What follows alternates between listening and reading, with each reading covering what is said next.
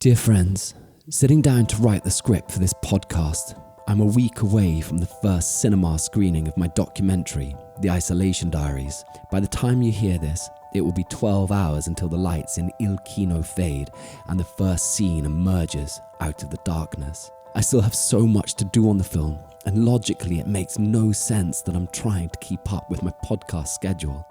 But I want to do so for 3 reasons. First, I'm in a deeply pressurized state this week. I want to lean into this because I believe there will be insights which emerge from sharing my process as it unfolds. I hope these might be useful for any of you who are trying to complete projects, or for that matter, are at the start of one.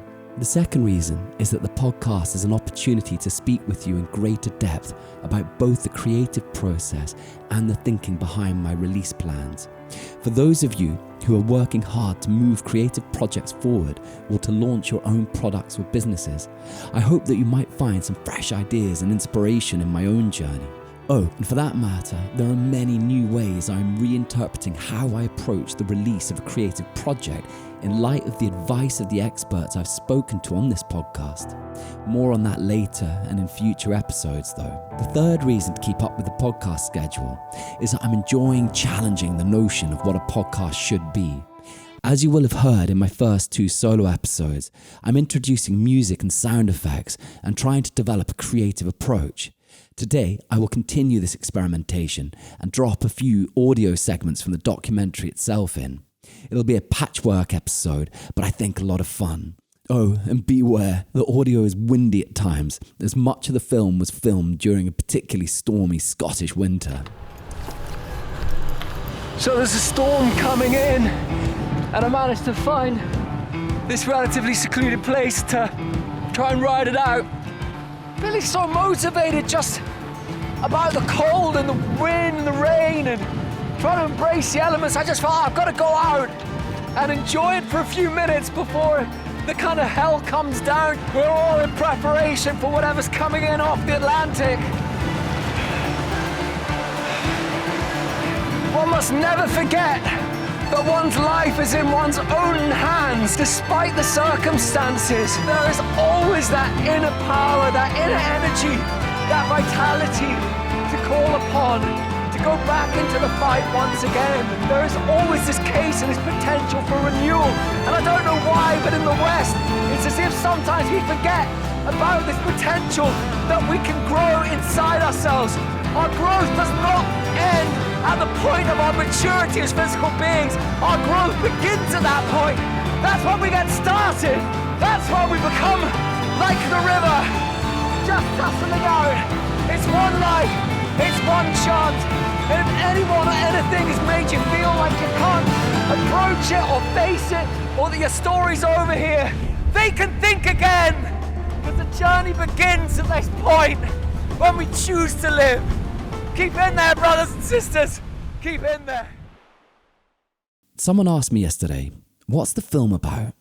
Well, the most challenging aspect of the documentary was that I never intended to shoot one. The creative process was totally different to the first 5 documentaries I've shot, all of which had a clear mission before filming began. For example, The White Arrow maps the tale of a musician crossing the breadth of Russia on the Trans-Siberian Express. The March of Hope explores the lives of refugees arriving in a divided Europe. A Conversation with America investigates the rise of populism in the US during the rise of Trump and the earthquake of the 2016 election. The Isolation Diaries, on the other hand, never intended to exist. And I really mean that.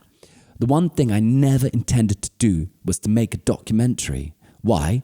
Well, first, the pandemic raised so many questions in me about modern life.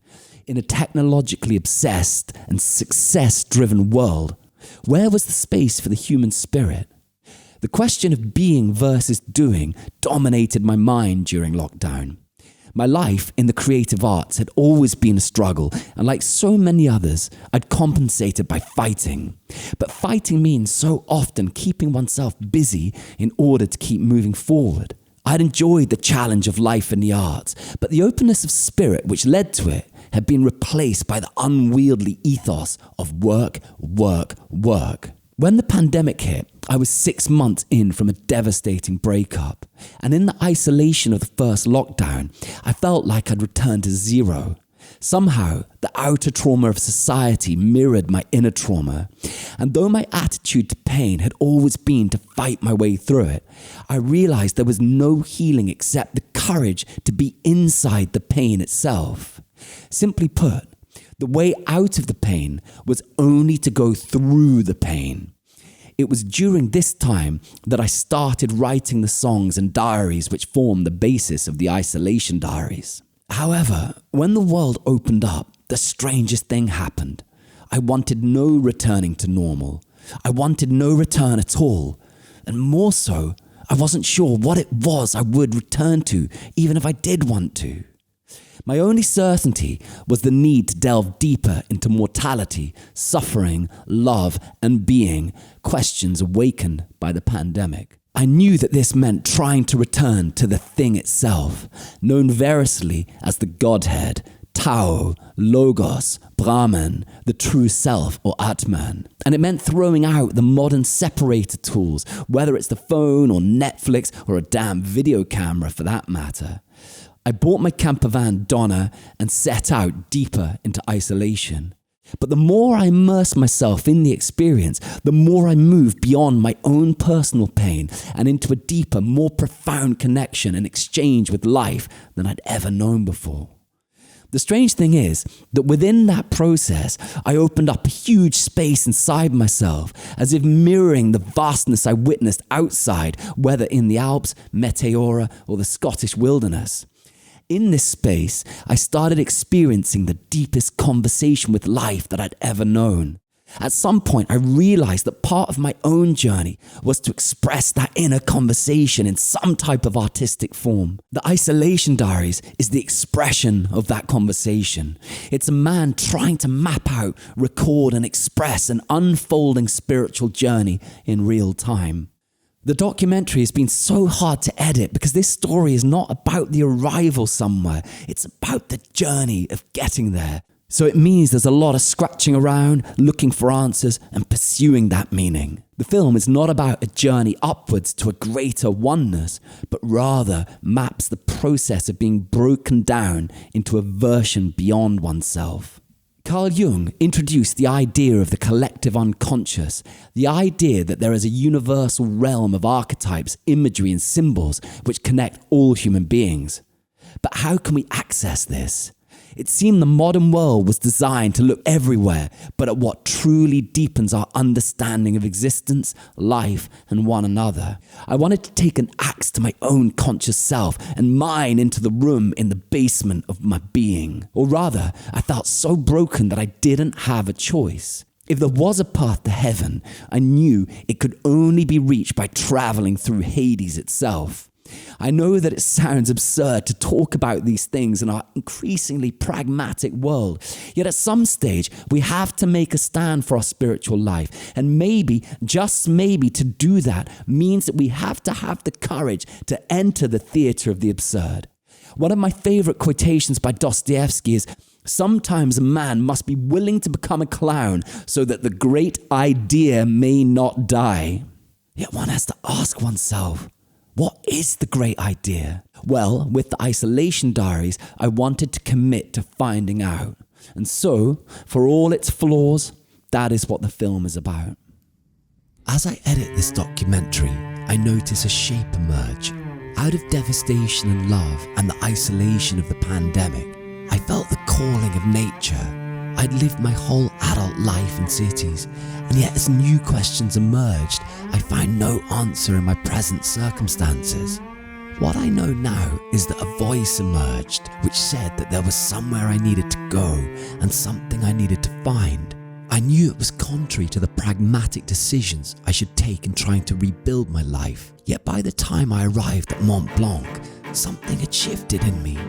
In place of despair, hope emerged. It was not about a specific want from the world, but an optimism born out of my exchange with life. In place of resisting my circumstances, I had found acceptance, and within this acceptance, I thought of Viktor Frankl's words, "Everything can be taken from a man but one thing, the last of the human freedoms, to choose one's attitude in any given set of circumstances, to find one's way. On Mont Blanc, I felt the seedlings of renewal in myself, as if for the first time I was finding my way. When I started writing the Isolation Diaries during the pandemic, I had no idea that the project would expand to such a degree that it would outlast the pandemic itself. In all honesty, it's something that I've wrestled with greatly. Why on earth would I stay so committed to a project which shadows a time that the rest of the world has been so quick to flee? The reality is that the pandemic raised questions we've been quick to forget. There was a short time before we knew what this virus really was, and when there was a genuine sense of terror. That terror meant we had to confront mortality and the questions it raises. What should we do with our lives? Is there a dream we've repressed? Are we making the best of the time we have? How much, for that matter, do we have left? Maybe it was due to my own painful circumstances in the build-up to the pandemic. But some things, once seen, we can't unsee. I realized that if I was ever going to have a time in my life when I dedicated myself to my spiritual search, it must be now. It was for this reason that I answered the call of 2 dreams I'd set aside 20 years earlier. First, I bought my camper van, Donna. And second, I started writing.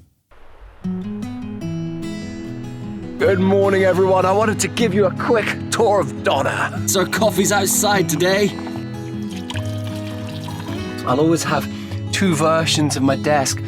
So one is sort of dedicated to writing, thinking, ideas, reading, and I'll never have my computer out then. And then the other one, editing, really just focusing on the video side and developing visual language for the project and so on. I try to keep emailing and this type of thing down to an absolute minimum. Every morning, need a nice strong coffee to kick off the day. It was a disaster when the gas was out today. Over here, cooking area where I fire up my coffee, make some pretty cool grub. At the moment though, no gas, so I'm just going to be snacking. I think that every single form of the arts is about connecting the mind and the heart, and for me the ideas are the center of it. And if you go into words, into language, connect your mind to what's going on around you, to people, to thoughts, to instincts, to something that's troubling you, it will always provoke a response on an artistic level. A paradox with the project was that I decided to throw out a time frame. No deadlines, no rush, no expectation. In our turbocharged world, the very idea seems revolutionary. If you scroll through Twitter for a second, you'll be bombarded with platitudes shouting at you to set deadlines. Or flick on YouTube and you're assaulted by hustle culture, screaming at you to get back to work, to go and be a beast, or to grind it out. I've never much liked being told what to do, so I decided to go in the opposite direction of the rest of the world and its need to continually shout at one another. Everything in this project comes out of the decision not to rush. It's changed my perception of time, and it's changed my understanding of creativity. Since the project began, there's been 4 years, 1 pandemic, 1,500 diary entries, 7 countries, 2 heartbreaks, 1 Scottish winter, 3 hurricanes, 26 songs, 1 camper van, 0 investment, and 1 film. We're throwing out a time frame. There has been a blessing and there has been a curse. The blessing has been that the creative work is entirely unforced. I wrote because I needed to write, and the songs arrived at critical moments like signposts. It means that the project has been born from an experience of that rarest thing, air.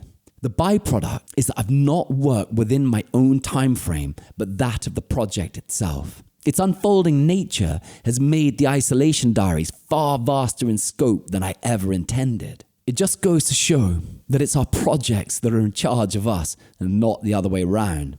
Yes, we can force things, but given the sheer amount of junk released every day, one should really ask, at what cost? This is less often considered nowadays, that a deadline, while a form of progress, also leaves something behind too. One of my great lessons from the project is that a different type of magic exists when we have the courage to give ourselves time. All this said though, recently I've become tormented by the project. I realised that it was ever expanding, just at the point when I felt ready to move on to the next stage of my life.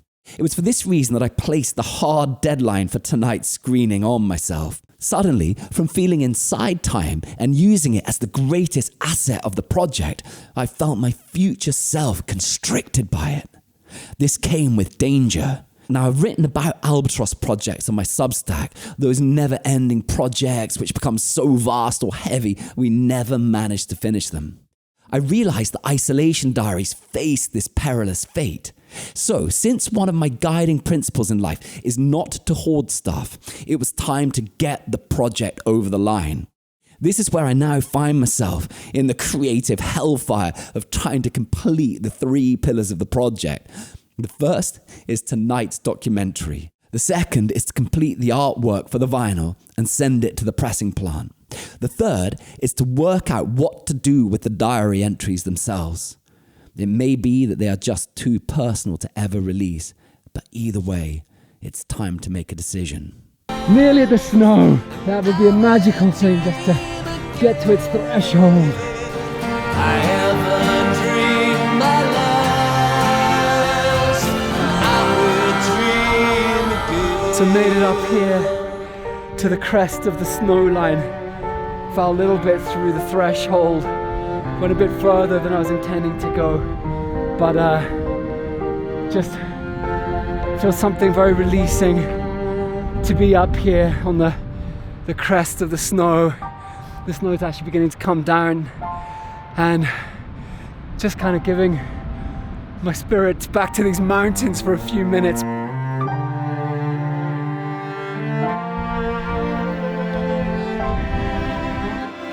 Sure enough, into the mist. It's still 7k back, so hoping this fog doesn't get too serious. The moment it just has this beautiful sun glaring through it, and it's just illuminating everything in this majestic, strange light like out of another world. So guys, it's now Wednesday of release week and I'm wrestling every day to get the film over the line. On Monday, I titled the film, that is, song titles, credits, and geographical notes. On Tuesday, I went into full beast mode and subtitled the whole damn film between 7 a.m. and 12 p.m. As you know from this podcast, I have deep reservations about grind culture. Having said that though, there are times when we need to get our projects over the line, and that means doing what we need to do. Anyone who's subtitled a feature film knows what a thankless task it is. It usually takes at least a week, but motivated by Saturday's release and, well, the fear of the deadline, I went into hyper-concentrated mode and nailed it in a day. One of the most useful things about making yourself accountable to a public audience is that it crushes your resistance. It's very interesting the effects that this has on the mind.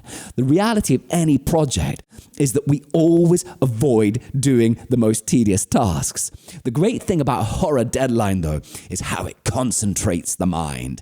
The strange thing is I've saved myself a week of work by setting this deadline. Without it, I would have subtitled the film in a spirit of resistance. Instead, I've cracked it in a 17-hour blitz. I tell you, even if no one comes down to the screening tonight, at least I will have got the damn subtitles done and saved myself a week of my life in the process. Another boon from the pressure of deadlines is in the mind shift I feel with regard to problems as they come up. It's so very easy with our projects to react emotionally to problems. But as we all know, the reality of life is that problems do come up. With the deadline, I simply have no time to respond emotionally to these problems. Instead, they're just a part of my workflow. So whenever one comes up, my thought is only, how do I fix this in the most efficient manner? It's been interesting noticing the shift in my own mindset as a result of the deadline. I'm reasonably robust when it comes to managing my creative path, but I'm definitely noticing a different sturdiness in my mental attitude since getting the cinema date in the diary. I'm considering adopting this mindset for 2024, and to share a thought from Alex Hermosi, I watched a great presentation he made on YouTube about his attitude to podcasting and YouTube. In it, he said, you need to be able to do the doing without seeing the result of the doing. In a world that treasures the fast fix, I think that this is a great mantra for the year ahead. You have to remember that the positive action you make has an effect, no matter how small. The only question really is if you have the courage to make these small steps over and over. Most of us get derailed because we lose faith that these small steps will ever lead to our destination. I think it's helpful to think of this invisible effort instead as a portfolio of your spirit. Keep filling it up. Remember that no matter how hard you find it, you are investing in yourself. Don't get derailed by the invisible. If there's one thing I've learned from the creative process while working on the Isolation Diaries, it is that life is a desperate act of faith. So much of the time we're putting ourselves through an inquisition of the spirit, questioning if what we are doing will ever damn well show up as a reward. But all our work compounds. It's just that the compounding doesn't manifest in a way we can quantify metrically in real time. This is the reason why so many of us give up on our dreams. Because in an agnostic, metrically driven world, we've lost sight that our forward momentum is very hard to measure in the course of a day. But stick to the path as a spiritual commitment over a long period, and life finds a way to move you forward. Funnily enough, I've had this already in miniature with this podcast. In November, the downloads quadrupled out of the blue, and we charted in the Apple Podcast charts in Germany and even went top 100 in South Africa. Now, on the surface, it would be possible to say, hey, Jim, you've just got really lucky with a podcast that's only on episode 12. But what that person wouldn't see is that I'm 20 years into a journey which has built this foundation. Every gig where I stood at the merchandise stall till the last person left the building, every documentary journey, wondering why I had arrived in a place that the world had forgotten even existed, contributed.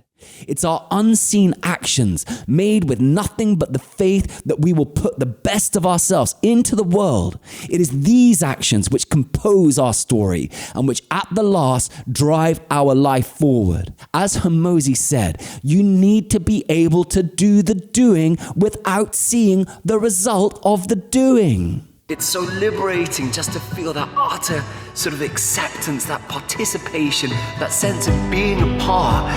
I will live as an artist. It's been so many years just to fight for it. But sometimes you don't know where to go to next, or where the next paycheck's coming from, or this is where I am. This is how it will be for me, irrespective of the consequences. And I will carry on that path. And it's as if it comes from the wind. I will continue upon my path, upon my journey, upon my life, upon whatever it is that I feel inside this calling that I have, irrespective of what bridges I fall from or what cliffs I have to jump off. And I want to finish the podcast by exploring some of the release ideas I'm considering.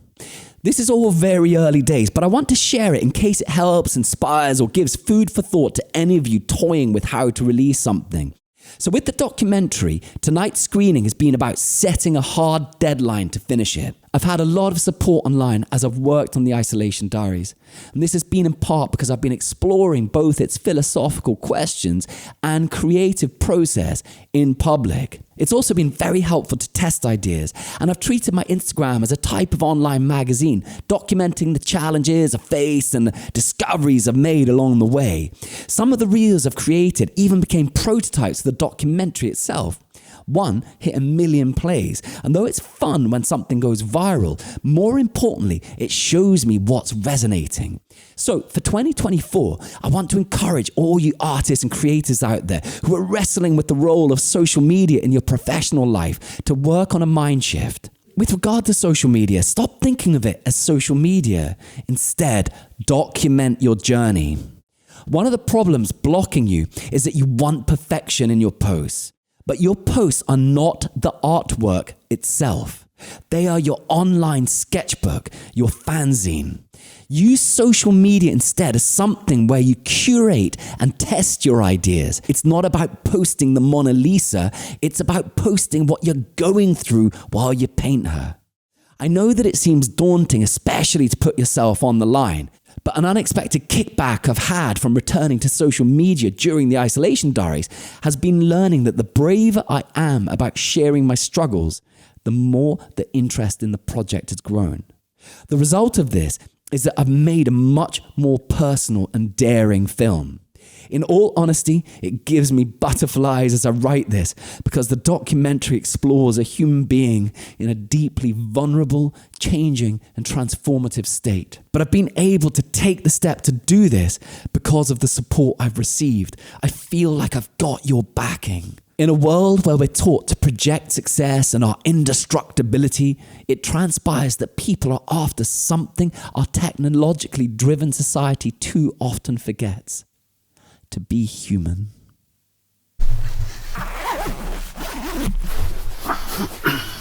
And then sometimes it's just as simple as feeling lonely, sort of wondering what the people you love might be doing, or questioning the choice that after so much isolation, why did you have to go deeper into it?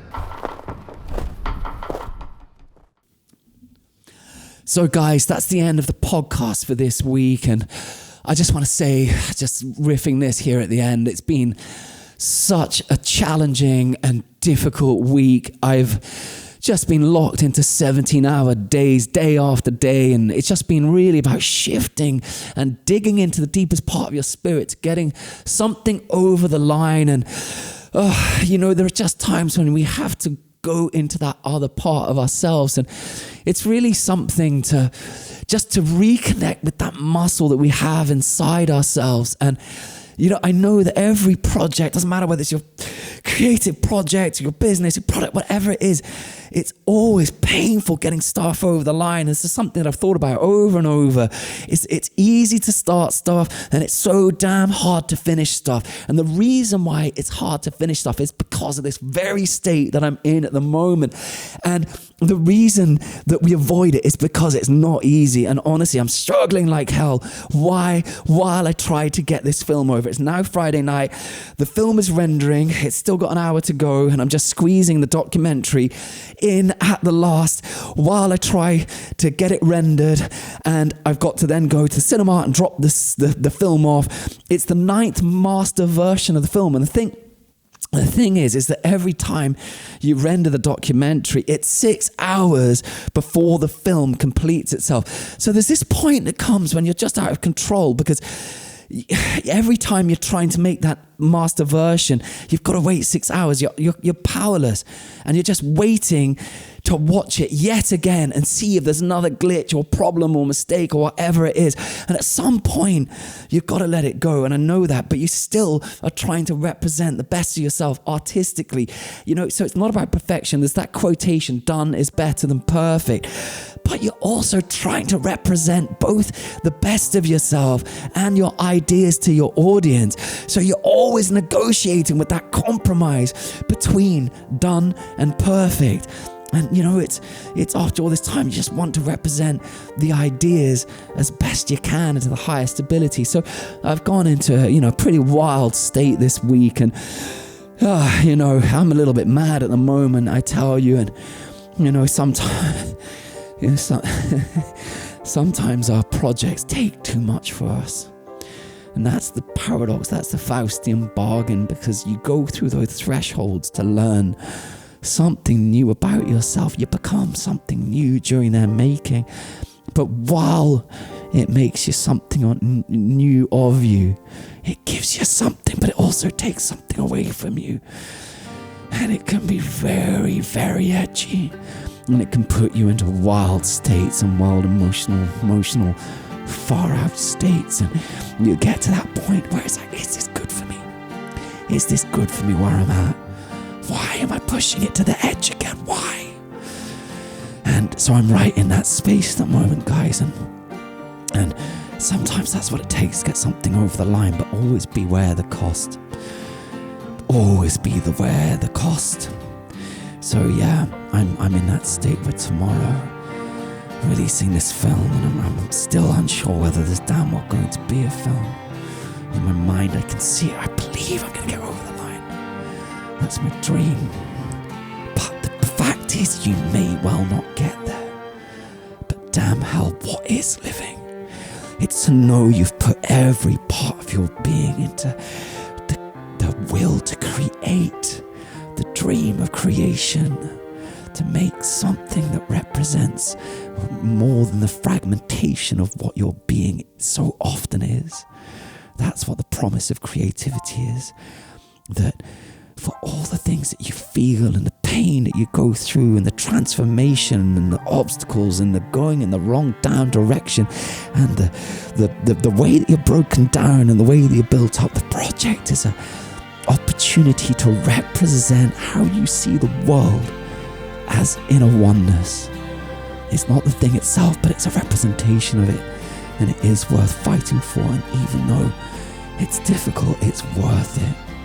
So keep in the fight. I just want you to know that I believe in you. Your support means the world as I am in this state.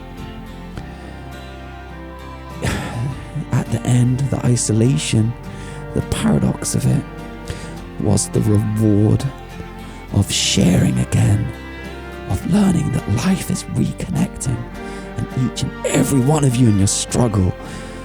Let's stay in this together. Tell me what it is you're going through. Drop a line, drop a comment. Let's have a conversation, because that is what this life is about. So remember, keep on with your projects, but don't get yourself too isolated. Keep reaching out, because damn hell, you've all kept me going. And I thank each and every one of you. I can't wait to see you all. I hope tomorrow night, those of you that can make it, and for the rest of you, thank you. Much love. I'm going to go and see if I've got a film to screen. Bye-bye.